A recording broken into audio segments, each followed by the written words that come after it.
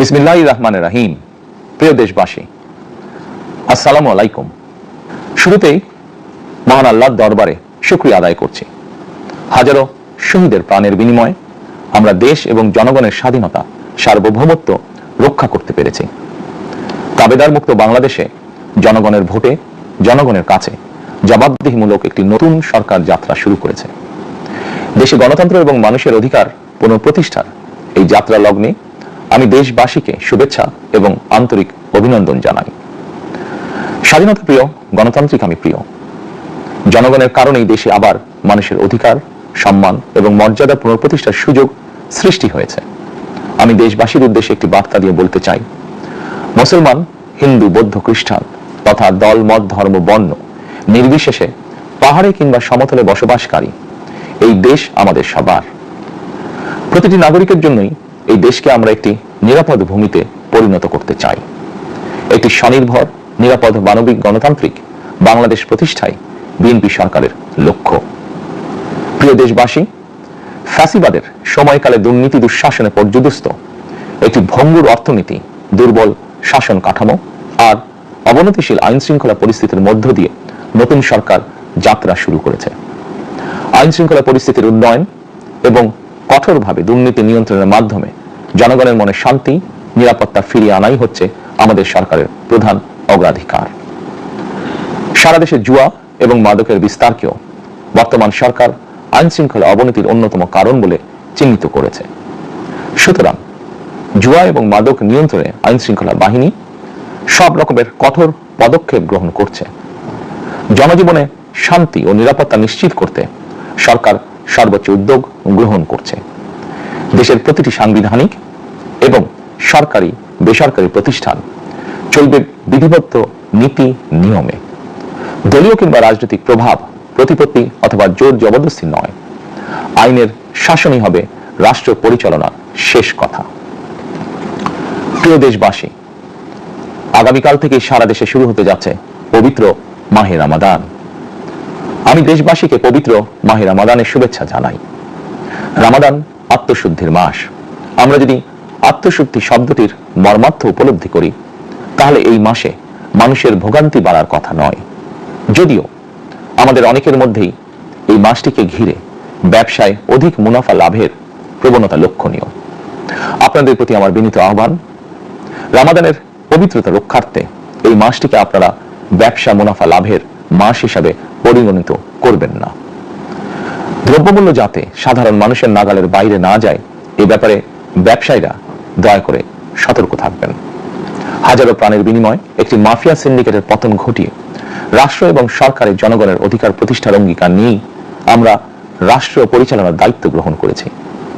BNP সরকার সকল ক্ষেত্রে অনাচার, অনিয়মের সকল সিন্ডিকেট ভেঙে দিতে বদ্ধপরিকর ইনশাআল্লাহ।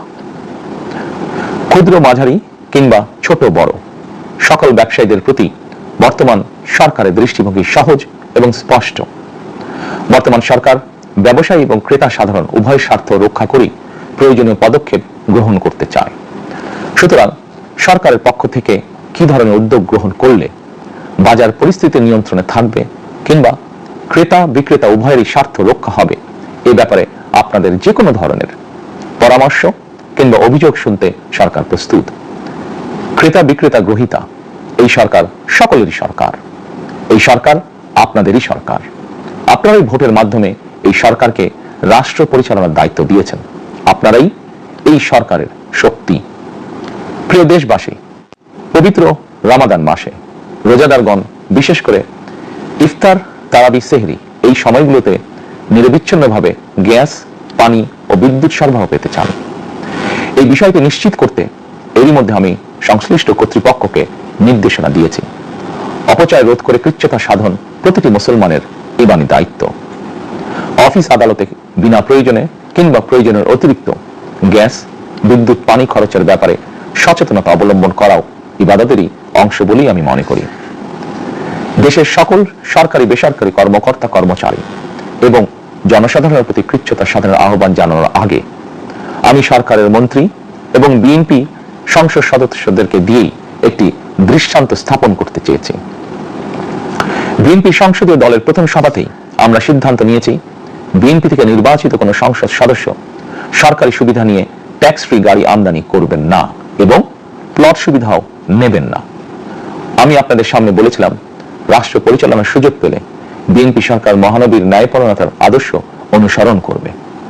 আমি মনে করি বিএনপির সংসদীয় দলের এই সিদ্ধান্ত ন্যায়পরায়ণতার আদর্শেরই একটি অন্যতম প্রতিফলন।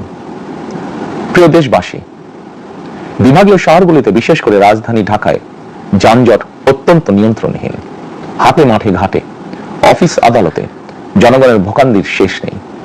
জনজীবনের নানা ক্ষেত্রে জনদুর্ভোগ লাঘব করা না গেলে জনমনে স্বস্তিও ফিরবে না। রাজধানীতে জনসংখ্যার চাপ কমাতে বিকল্প ব্যবস্থা গ্রহণ করা জরুরি হয়ে পড়েছে। মানুষ তার নিজ জেলায় কিংবা নিজের বাসা বাড়িতে থেকেও যাতে সহজভাবে সঠিক সময়ে অফিস আদালত ব্যবসা বাণিজ্য করতে পারেন, সেই লক্ষ্যকে সামনে রেখেই সারা দেশে রেল যোগাযোগ ব্যবস্থা ঢেলে সাজানোর উদ্যোগ নেওয়া হচ্ছে। এই পরিকল্পনার অংশ হিসাবে প্রথমেই রেল, নৌ, সড়ক এবং সেতু মন্ত্রণালয়ের কার্যক্রম পুনর্বিন্যাস ও সমন্বয় করা হচ্ছে। আমরা মনে করি সারা দেশে রেল যোগাযোগ ব্যবস্থার সহজ, সুলভ এবং নিরাপদ করা গেলে একদিকে যেমন জনগণের শহর কেন্দ্রিক বা নগর কেন্দ্রিক নির্ভরতা কমবে, অপরদিকে পরিবেশেরও উন্নতি হবে। প্রিয় দেশবাসী, আমাদের চারপাশে সমস্যার শেষ নেই, তবে সমস্যার পাশাপাশি সম্ভাবনাও কিন্তু কম নয়।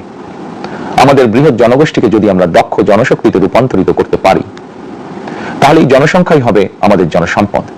আমরা নিজেদেরকে দক্ষ করে গড়ে তুলতে পারলে শুধু বাংলাদেশই নয়, বিশ্ব বাজারও আমাদের জন্য উন্মুক্ত। তথ্য প্রযুক্তির সিঁড়ি বেয়ে বিশ্ব এখন কৃত্রিম বুদ্ধিমত্তার যুগে প্রবেশ করেছে। প্রযুক্তির এই প্রতিযোগিতামূলক বিশ্বে সম্মান এবং স্বচ্ছতার সঙ্গে টিকে থাকতে হলে আমাদেরকে কোনো না কোনো একটি বিষয় বা কাজে পারদর্শী হতে হবে। দেশের কোটি কোটি শিক্ষার্থী এবং তরুণ যুবশক্তির উদ্দেশ্যে বলতে চাই, মেধায়, জ্ঞানে, বিজ্ঞানে নিজেদেরকে যোগ্য করে গড়ে তোলার জন্য যত রকমের সহযোগিতা দেওয়া যায় সব রকমের সহযোগিতা দিতে বর্তমান সরকার প্রস্তুত। কর্মসংস্থান এবং কর্ম পরিবেশ নিশ্চিত করার সুনির্দিষ্ট অঙ্গীকার নিয়ে বর্তমান সরকার যাত্রা শুরু করেছে। প্রিয় দেশবাসী, দীর্ঘ 18 বছর পর দেশে ফিরে গত বছর 25শে ডিসেম্বর আমি বলেছিলাম, দেশ এবং জনগণের জন্য আই হ্যাভ এ প্ল্যান। 12ই ফেব্রুয়ারি জাতীয় নির্বাচনের আগে দেশের বিভিন্ন স্থানে ঘুরে আমার প্ল্যান পরিকল্পনার অনেক কিছু আমি আপনাদের সামনে তুলে ধরেছিলাম। আপনারা স্বাধীনতার ঘোষকের প্রতিষ্ঠিত দল বিএনপিকে ভোট দিয়ে রাষ্ট্র পরিচালনার দায়িত্ব দিয়েছেন, সকল পরিকল্পনা বাস্তবায়নের সুযোগ দিয়েছেন। এখন এই সুযোগকে কাজে লাগিয়ে সকল অঙ্গীকার পূরণ করার দায়িত্ব বিএনপি সরকারের। আমরা আমাদের পরিকল্পনা এবং প্রতিশ্রুতি বাস্তবায়নের কাজ শুরু করে দিয়েছি ইনশাআল্লাহ। অঙ্গীকার পূরণের এই যাত্রা পথে আমরা ভবিষ্যতের দিনগুলোতেও আপনাদের অব্যাহত সমর্থন প্রত্যাশা করি। প্রিয় দেশবাসী, সরকার প্রধান হিসাবে আমি দেশবাসীর উদ্দেশ্যে একটি বিষয় অতি দৃষ্টি আকর্ষণ করে বলতে চাই। নবগঠিত সরকার গঠনের সুযোগ দিতে যারা বিএনপিকে ভোট দিয়েছেন কিংবা দেননি অথবা কাউকেই ভোট দেননি, এই সরকারের প্রতি আপনাদের সবার সমান অধিকার। বিএনপি সরকার বিশ্বাস করে দলমত, ধর্ম, দর্শন যার যার, রাষ্ট্র সবার। এই দেশে, এই রাষ্ট্রে একজন বাংলাদেশী হিসাবে আপনার, আমার, আমাদের প্রতিটি বাংলাদেশী নাগরিকের অধিকার সমান। প্রিয় দেশবাসী, আল্লাহ আমাদের সবাইকে নিরাপদ এবং সুস্থ রাখুন। আল্লাহ আমাদের সকলকে ইতিবাচক পরিকল্পনাগুলো বাস্তবায়নের তৌফিক দিন। পবিত্র রমাদান মাস শুরুর শুভ লগ্নে আল্লাহর দরবারে এই নিবেদন রেখে আমার বক্তব্য শেষ করছি। আল্লাহ হাফেজ। বাংলাদেশ জিন্দাবাদ।